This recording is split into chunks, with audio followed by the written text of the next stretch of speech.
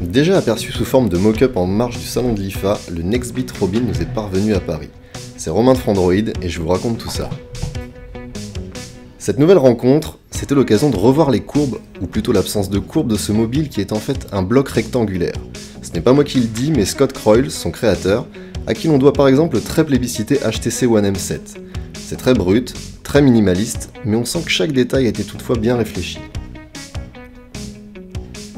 Les sorties audio situées en haut et en bas de la façade sont symétriques. Les appareils photo se répondent dans leur placement, et seuls les boutons de volume forment de légères protubérances, rompant avec la monotonie des tranches. C'est le mobile au look le plus commun du monde, mais c'est aussi celui qui ressemble le moins aux autres. Intriguant. Côté caractéristiques, le Robin embarque un écran IPS LCD de 5,2 pouces en Full HD, un processeur Snapdragon 808, 3 Go de mémoire vive et une batterie de 2680 mAh. Il s'équipe aussi d'un capteur ISOCELL de 13 mégapixels à l'arrière, et on note la présence d'un port USB type C.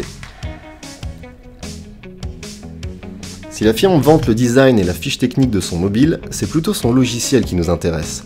La promesse du Robin est simple, c'est de vous éviter de tomber en rate de mémoire. En plus d'un stockage interne de 32 Go, Nextbit fournit un espace cloud de 100 Go qui va permettre au mobile d'être tout à fait unique. Il est en effet capable de stocker vos fichiers multimédia dans le nuage, mais aussi de repérer les applications dont vous ne vous servez pas régulièrement et de les supprimer de manière virtuelle. Elles sont en fait sauvegardées sur le cloud et peuvent être récupérées à tout moment en cliquant simplement sur l'icône et en ayant évidemment accès à une connexion Wi-Fi ou de données. La firme a aussi développé un bouton d'accès rapide qui se trouve en bas de chaque page en remplaçant discrètement une icône, et ce bouton permet d'avoir accès aux listes d'applications sauvegardées ou pinées.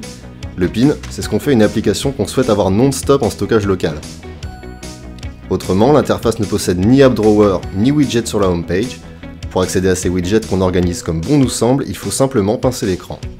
Si le sujet vous intéresse, je vous encourage à continuer la lecture sur Frandroid, et de mon côté, je vais continuer à guetter l'arrivée de ce Robin, un partenaire vraiment particulier.